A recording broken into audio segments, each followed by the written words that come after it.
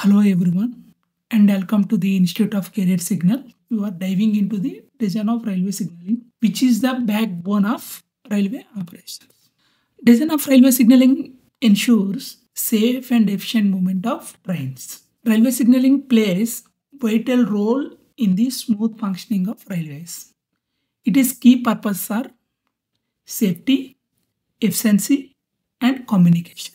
Of railway signaling, first one is safety. The primary object of railway signaling is to prevent collisions by maintaining safe distance between trains and also ensure that no two trains occupy the same section of track simultaneously. And next point is efficiency. Efficiency by optimizing the train operations. Signaling helps maximize the track capacity. It ensures that the trains run smoothly and on time, avoiding unnecessary delays.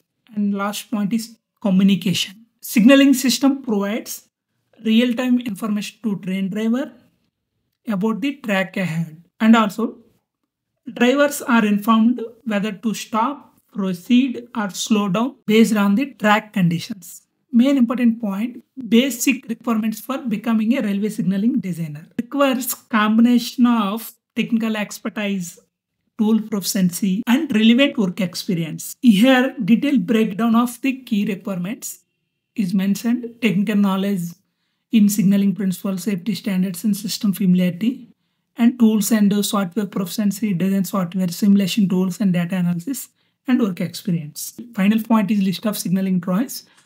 First one is signaling interlocking plan. Second, table of control, interface and wiring diagrams, cable core plan, cable route plan, power distribution diagram, track circuit bonding plan, location terminal particulars, CT rack, relay rack particulars, logic circuits. These all drawings upcoming class you will discuss. And next class agenda is knowledge of railway signaling, key component of railway signaling, interlocking concept, symbol, AutoCAD and MicroStation. Thank you.